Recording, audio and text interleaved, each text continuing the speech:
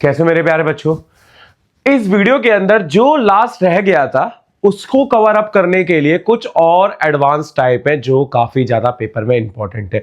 ऐसी टाइप है जो काफी बार पेपर में रिपीट हो चुकी हैं, उनको करके जरूर जाना है। चलिए वीडियो लास्ट तक जरूर देखना, ये नहीं कि भाई यार चलना पढ़ा रहा है पढ़ाने दे, स्किप कर दिया। पढ़ाई की चीज थोड़ी बोरिंग होती है, पर अब बोर होने का समय नहीं है क्योंकि आपको पता है एग्जाम बहुत नजदीक है। ठीक है, देखिए इसमें कोलिनियर आ गया, आपको भी कोलिनियर तो आपने करा दिया। इसमें कोलिनियर में ऐसा क्या खास बात आ रहा है बेटा, इसके अंदर यूज होगा सेक्शन फॉर्मूला। क्या यूज होगा? Section formula. अब सेक्शन फॉर्मूले से कोलिनियर कैसे प्रूफ करते हैं, पहले कॉन्सेप्ट को समझना। यहां पर सेक्शन फॉर्मूले में तीनों पॉइंटों को आपस में यहां ए लिख लिया, यहां बी लिख लिया, यहां सी लिख लिया, 3 पॉइंट हो गए। ये पॉइंट हो गया, ये पॉइंट हो गया, ये पॉइंट हो गया। यहां पर तीनों पॉइंट गिवन होंगे, जो हमारे पॉइंट दे रखे हैं ये सब पॉइंट आपके गिवन होंगे। ठीक है, अब ये पॉइंट गिवन होने के बाद पहले k/1 मान के रेशो फाइंड करेंगे, किससे? x2 से।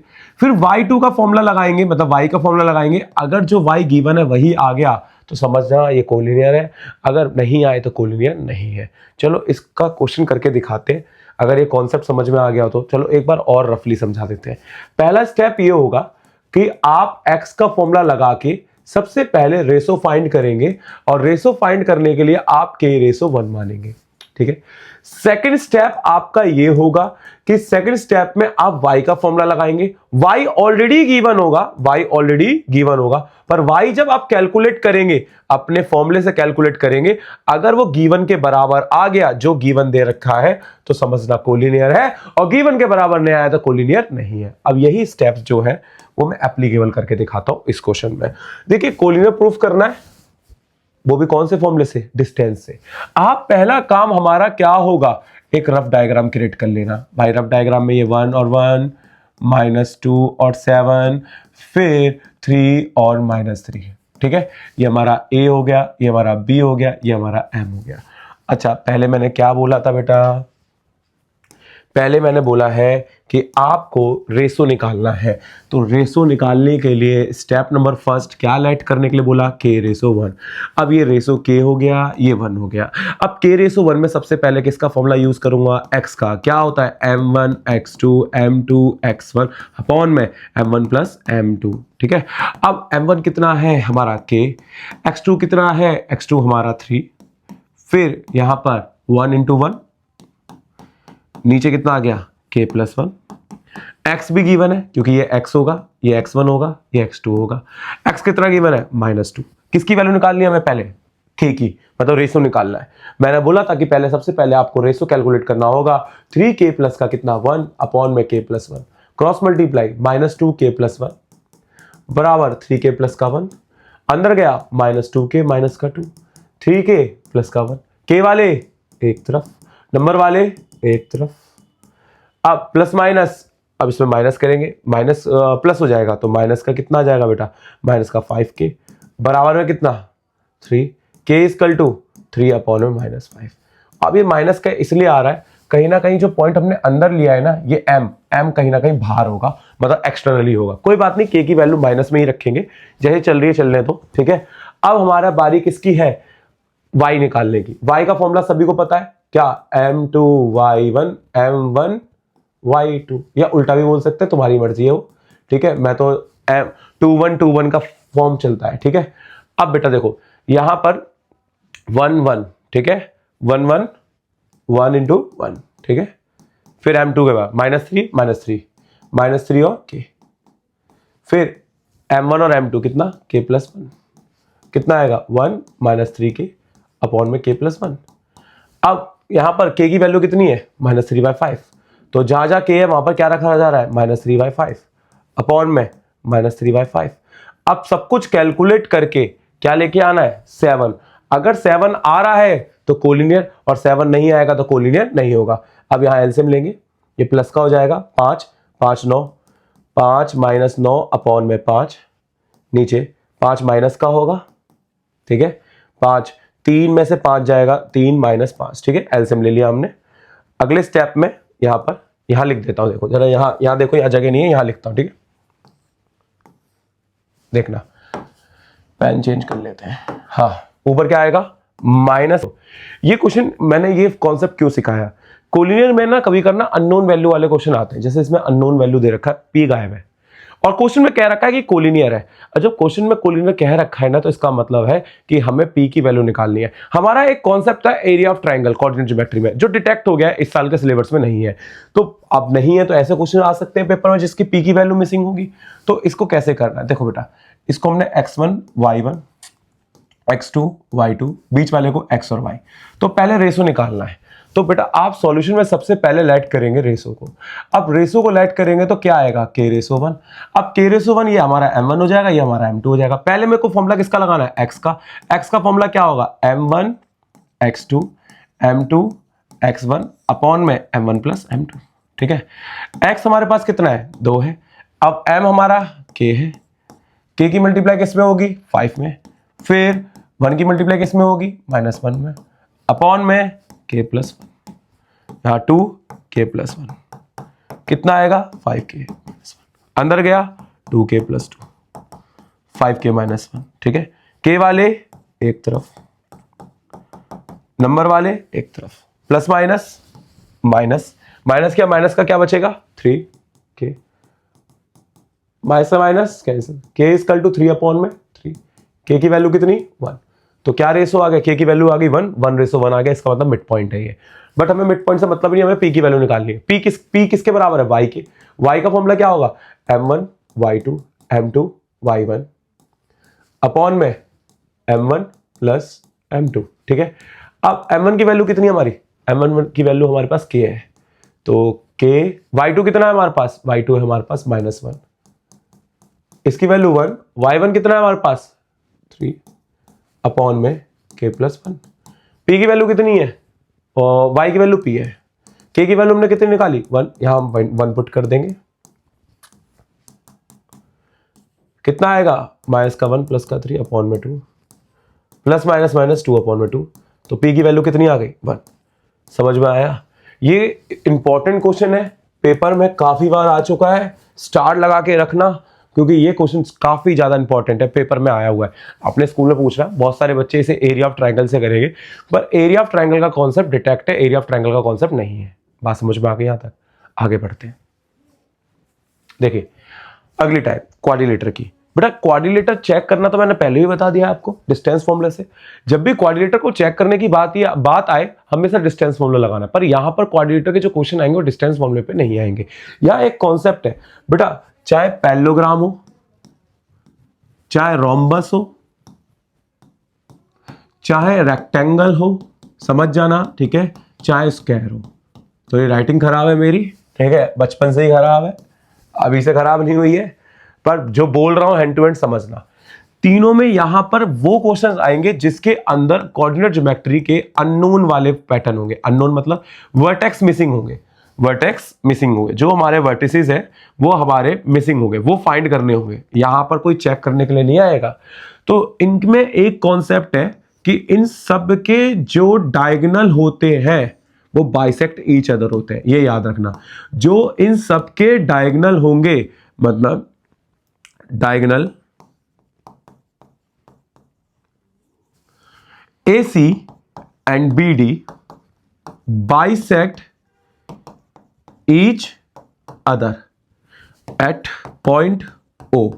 अब बाइसेक्ट का मतलब हो गया कि ये टुकड़ा इस वाले के बराबर, ये टुकड़ा इस वाले के बराबर। अब ऐसे टुकड़े आपस में बराबर होंगे, इनको बोलेंगे O, क्या हो जाएगा मिड पॉइंट फॉर्मूला। तो इस केस में हमेशा कौन सा फॉर्मूला यूज होगा, मिड पॉइंट फॉर्मूला।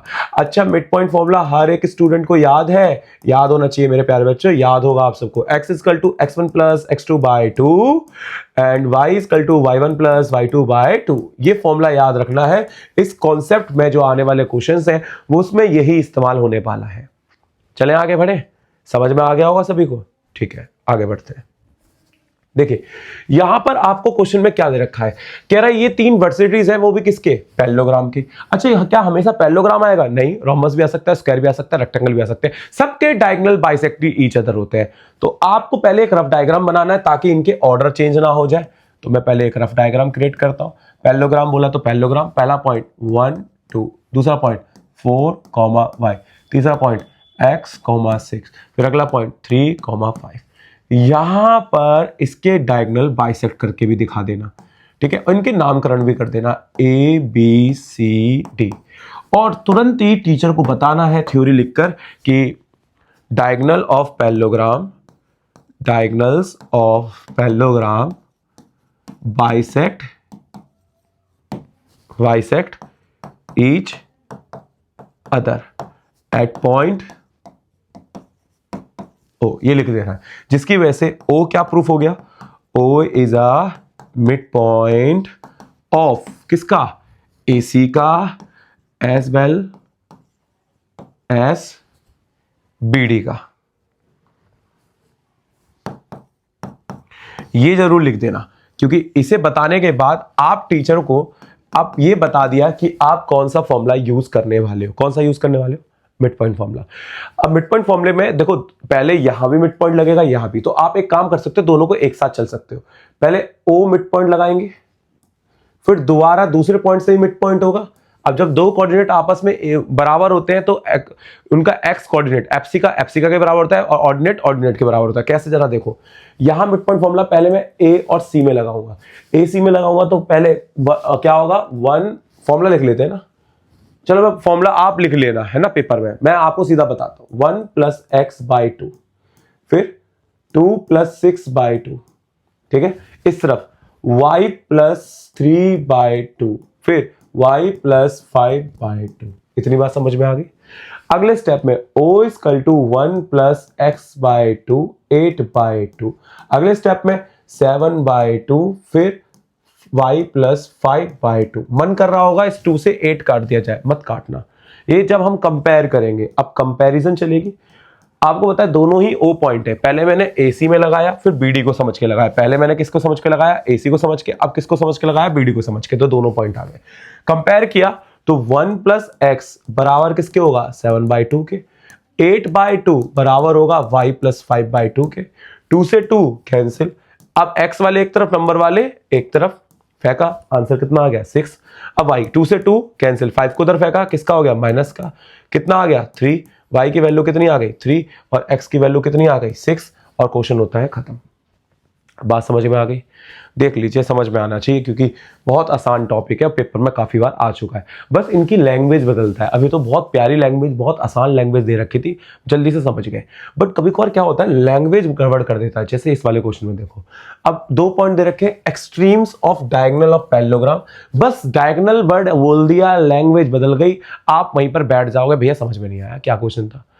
क्वेश्चन कुछ नहीं है, एक्सट्रीम का मतलब होता है एंडिंग पॉइंट। बेटा आप इसने पैरेललोग्राम बोल रखा है, ठीक है, फिर से समझना, मैंने बनाया क्या, एक पैरेललोग्राम, पैरेललोग्राम के पहला पॉइंट 3 - 4, दूसरा पॉइंट -6 और 2, ठीक है, और रुको रुको रुको रुको रुको, ये डायगोनल के हैं, तो डायगोनल कैसे होते हैं बेटा, डायगोनल ये वाली लाइन देखो, ये, तो इसके एक्सट्रीम पॉइंट दे रखे हैं, एक हमारा क्या होगा, -6 और 2, ठीक है। नेक्स्ट क्या बोल रखा है, थर्ड वर्टिसेस, तीसरा वर्टिसेस दे रखा है -1, 3, ये आ गया A, इस वाले पॉइंट को B मान लिया, इसको C मान लिया, इसको D मान लिया, कह रहा फाइंड द कोऑर्डिनेट फोर्थ, मतलब ये B निकालना है, तो एक और डायगोनल बना लेते हैं, यहाँ पर O पॉइंट बना लेते हैं, इसके पॉइंट को हम एक को X ले लेते हैं, एक को Y ले लेते हैं, बताइए वही कॉन्सेप्ट लगेगा ना। बस लैंग्वेज गेम खेल गया, लैंग्वेज गेम खेलेगा ही खेलेगा बेटा, CBQ का जमाना है, तो CBQ में देखो लैंग्वेज बहुत आती है, ठीक है। अब यहां पर क्वेश्चंस बढ़ते हैं, बेटा क्या लगेगा इसमें, मिड पॉइंट फॉर्मूला, क्या आप वो थ्योरी लिख लेंगे, या पूरे एक बॉक्स में क्या, कौन सी वाली थ्योरी आएगी, पूरी थ्योरी, कौन कौन सी बोल देता हूं, diagonal of parallelogram are bisect each other at point O, so O is a midpoint of AC and BD।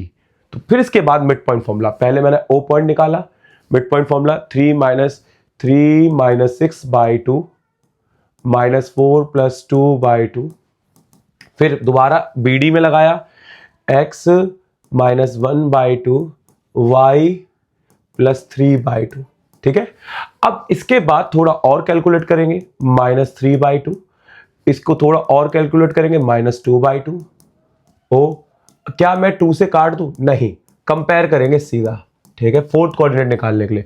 जब कंपैरिजन करेंगे, दोनों को इक्विवेलेंट रखेंगे, तो -3/2 बराबर x - 1/2, 2 से 2 कैंसिल, -3 x -2, माइनस का 1 उधर गया तो किसका हो गया, प्लस का, x की वैल्यू कितनी आ गई, -2x।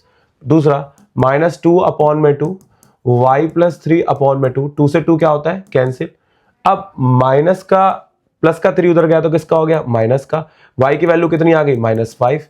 तो आपके जो फोर्थ कोऑर्डिनेट बने हैं वो फोर्थ कोऑर्डिनेट क्या है, -2 -5। आंसर देख लो, बहुत ही ज्यादा सिंपल क्वेश्चन, टफ नहीं है, देखने में आपको समझ में आ जाएगा एक बार में, ठीक है। चलो आगे बढ़ते हैं। अब देखो ये पैरेललोग्राम की टाइप चल रही है, इसमें थोड़ा सा अलग है, कह रहा एरिया ऑफ रोम्बस निकालो। बेटा एरिया निकालने के लिए भी आ जाता है, बट ये एरिया निकालने के लिए आ रहा है ना, तो ये सेक्शन फॉर्मूला का नहीं है, कॉन्सेप्ट ये है डिस्टेंस का।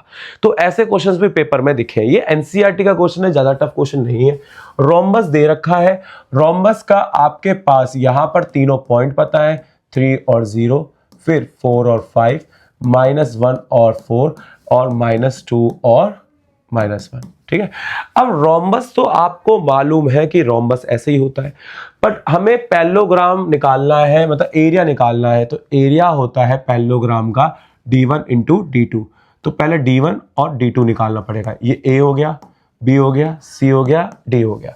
तो जो d1 निकालना है वो डिस्टेंस फॉर्मूले से निकलेगा ac वाले से, और डिस्टेंस फॉर्मूला क्या होता है, x2 - x1 का होल स्क्वायर। तो ये -4 का होल स्क्वायर हो जाएगा, ये 4 का होल स्क्वायर हो जाएगा। अब यहाँ -4 का कितना, 16, 16, 16 एकम 16, 16 दोनों को जोड़ा तो 32, 32 का बाहर निकालेंगे तो 4√2 आएगा। ये आ गया d1। अब बारी किसकी है, हमारी d2 की। d2 हमारा डायगोनल सेकंड होगा, तो डायगोनल सेकंड हमारा क्या आएगा, bt, और इसका भी फॉर्मूला डिस्टेंस फॉर्मूला से लगेगा। डिस्टेंस फॉर्मूला लगाएंगे तो x2 - x1 होता है, तो 6 का स्क्वायर हो जाएगा। फिर y2 - y1 होता है, y1 करेंगे तो ये भी 6 का स्क्वायर हो जाएगा। 6 का स्क्वायर कितना आएगा, 36, फिर 6 का स्क्वायर कितना आएगा, 36, इसका 36 72 हो जाएगा। 72 हो गया तो 72 को बाहर निकाला तो 6√2 हो गया। बताइए कोई दिक्कत। अब एरिया ऑफ रोम्बस आप सभी को याद होगा, अगर नहीं याद है तो याद रखो। Area of rhombus 1/2 d1 × d2, d1 × d2।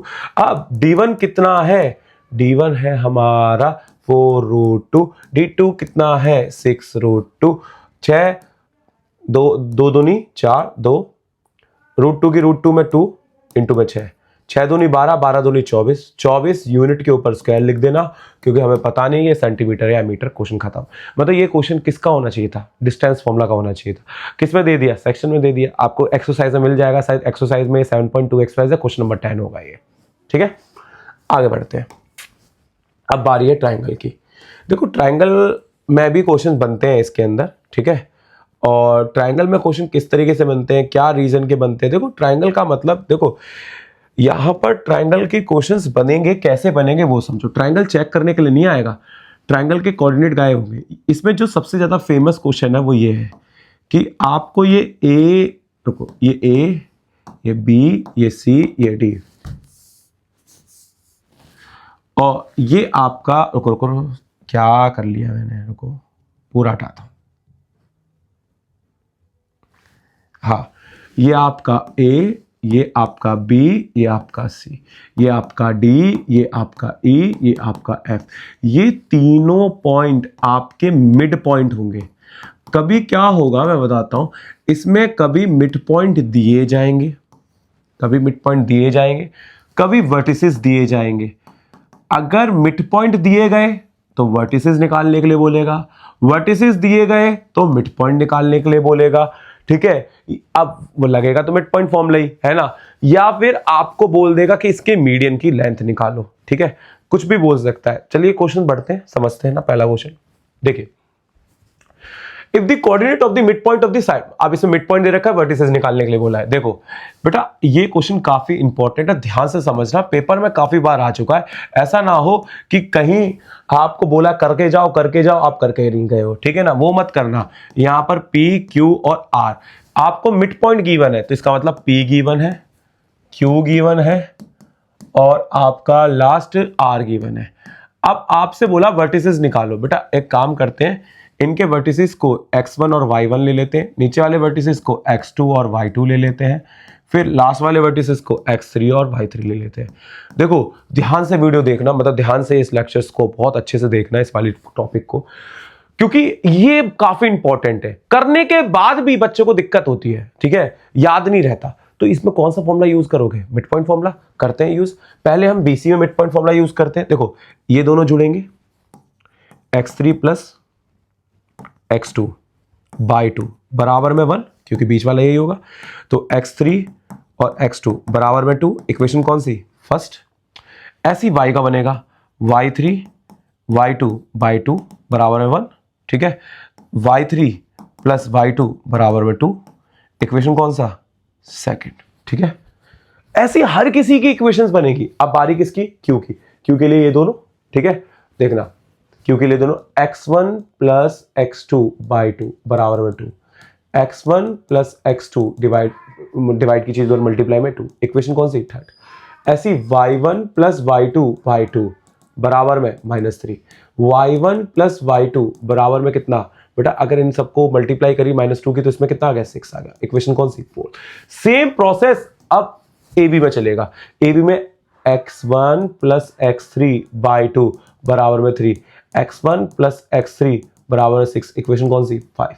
Next यहां पर y1 प्लस y3 बाई 2 बराबर में कितना? 4, y1 प्लस y3 बराबर में कितना? 8, इक्वेशन कितना? 6।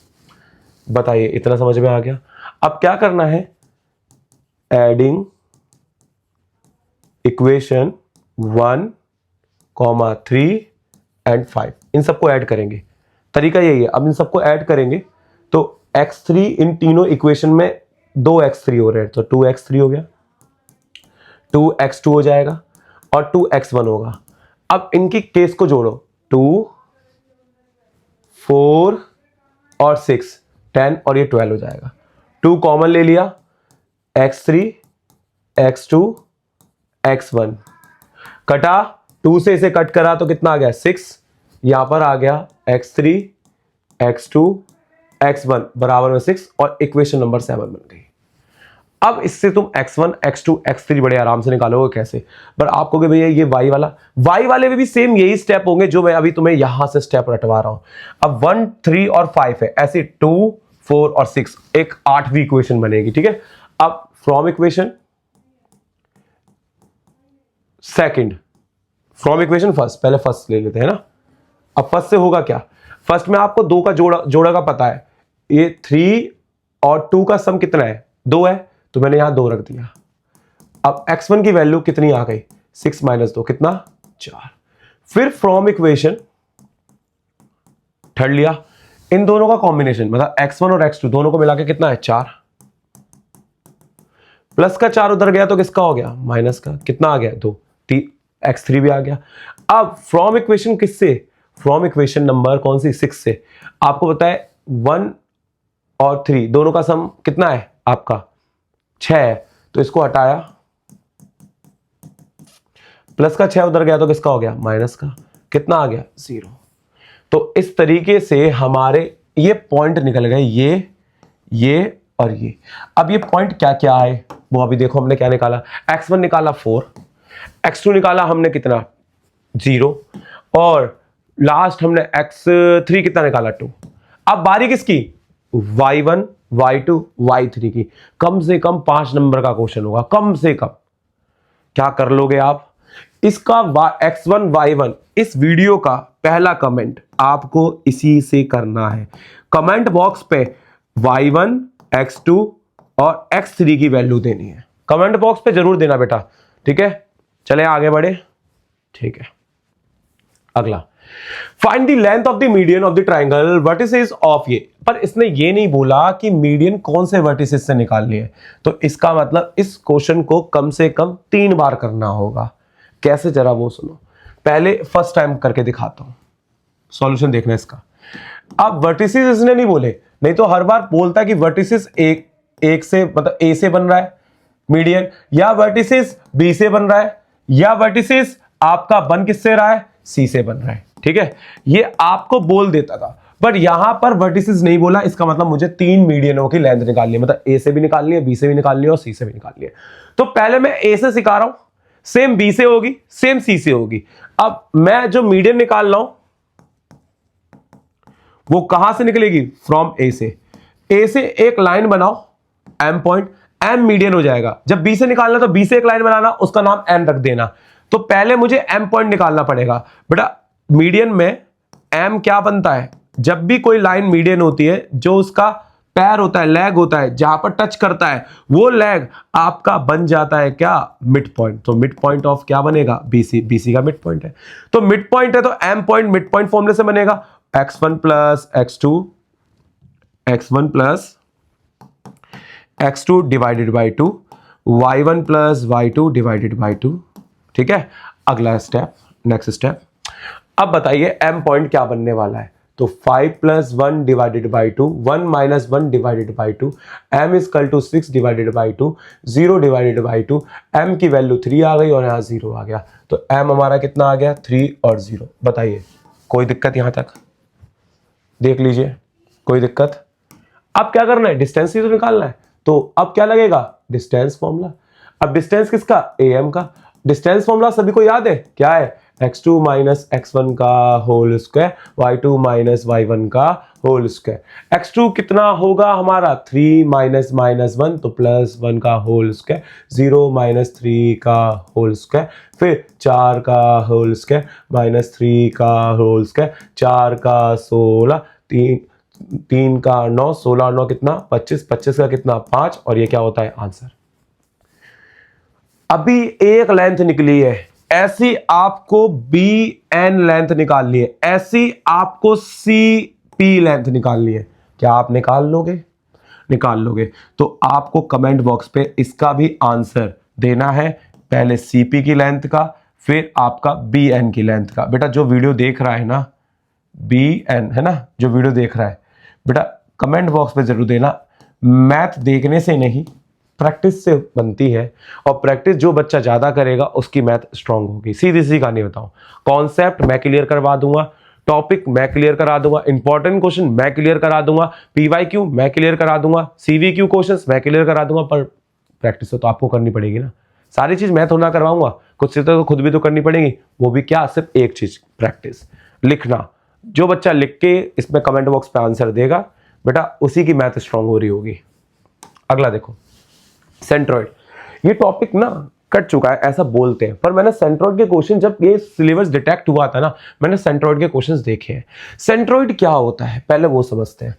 बेटा सेंट्रॉइड और एक इन सेंटर भी होता था। सेंट्रॉइड एक सेंटर है जो इनके मीडियन से बनता है। किनसे बनता है, इनके मीडियन से। मतलब ये जो लाइनें हैं ना, जो मैंने खींची है सारी लाइनें, एम एन पी, ये जो तीनों लाइनें हैं, ये तीनों लाइनें, ये वाली और ये वाली, ये तीनों लाइनें हमारी क्या होंगी, मीडियन। क्या होंगी, मीडियन। बात समझ में आ गई। और मीडियन से जो सेंटर बन रहा होगा यही कहलाता है सेंट्रॉइड, जिसे हम जी से डिनोट करते हैं। पर कोऑर्डिनेट ज्योमेट्री में सेंट्रॉइड निकालने के लिए फॉर्मूला होता है x equal to x1 plus x2 plus x3 by 3, y equal to y1 plus y2 plus y3 by 3। ये फॉर्मूला याद रखना जब भी सेंट्रॉइड होता है। ठीक है, इसके मैं क्वेश्चन करके दिखाता हूं। अभी फिलहाल मैं तब क्वेश्चंस करूंगा तब तुम्हें समझ में आ जाएगा क्वेश्चन किस तरीके से दिए जाते हैं। ठीक है, देखिए बेटा सेंट्रॉइड में क्या दिया है, find the coordinate of the centroid of the vertices. अब वर्टिसेस गिवन है तो ये काम करो, देखो सीधा सेंट्रॉइड निकालना है। ये x1 y1 x2 y2 x3 y3। बेटा x का फॉर्मूला क्या होगा, x1 x2 x3 बाय 3। कितना होगा x1, 1 माइनस 1 प्लस 3 बाय 3, 0 से 0 कैंसिल, प्लस 3 अपॉन में 3, 3 अपॉन में 3 कट के कितना आ गया 1। सो सेंट्रॉइड का पहला पॉइंट आ गया। क्वेश्चन बहुत सिंपल है यार, कुछ ज्यादा टफ नहीं है, बस फॉर्मूला याद होना चाहिए, y1 plus y2 plus y3 by 3। ठीक है, अब 4 माइनस 1 माइनस 2 बाय 3, 4 में से 1 गया, कितना आया भाई, साथ के साथ बोला करो, कितना आया 3। अब 3 माइनस 2 अपॉन में 3। ठीक है, अब 3 में से 2 गया तो कितना आ गया 1। तो इसके जो सेंट्रॉइड के जो पॉइंट आए जिसे हम जी से डिनोट करते हैं वो कितना आया, 1,1/3। खत्म। बताइए कोई दिक्कत यहां तक, देख लो। ठीक है, आगे बढ़े, चलिए नेक्स्ट पढ़ते हैं। लास्ट क्वेश्चन होगा, अच्छा क्वेश्चन है, समझना। कह रहा दो वर्टिसेस एक ट्राइंगल के दे रखे हैं, मतलब ट्राइंगल के वर्टिसेस भी मिसिंग होते हैं। अब दो वर्टिसेस दे रखे हैं, मिसिंग वाले मैंने क्वेश्चन कराया है, और सेंट्रॉइड ओरिजिन पे दे रखा है, मतलब जो जी है वो हमारा ओरिजिन है, तो 0 0 हो गया। इसमें जो थर्ड वर्टिसेस है वो मिसिंग है, मतलब उसे सी मान लिया, वो मिसिंग है, तो उसको मैं x3 और y3 मान लेता हूं। तो मुझे x3 और y3 निकालना है, तो इसका मतलब सेंट्रोइड के पॉइंट गिवन है। तो सेंट्रोइड का जो फॉर्मूला होता है वो क्या होता है, x equal to x1 plus x2 plus x3 by 3। x कितना है 0, x1 2, x2 3, x3 पता नहीं कितना होगा, वो निकालना है। 3 0 के पास बैठेगा, उसको भी क्या कर देगा, 0 बना देगा। Plus 4 equal to x3, plus का 4 उधर गया तो किसका हो गया, माइनस का x3 आ गया। ऐसी y equal to y1 plus y2 plus y3 by 3। अच्छा y कितना है 0, y1 कितना है, y1 है हमारा 2, y2 कितना है 5 और y3 हमें नहीं पता, अपॉन में 3। 3 किसके पास गया, 0 के पास, उसकी भी हालत कैसी हो जाएगी, 0 जैसी, मल्टीप्लाई में 0 हो जाता है। प्लस का 7 उधर गया तो किसका हो गया, माइनस का 7। y जो थर्ड वर्टिसेस है, जो तीसरा वर्टेक्स है, वो हमारा क्या मिला, -4, -7। समझ में आया यहां तक, देख लो बेटा, कोई दिक्कत यहां तक।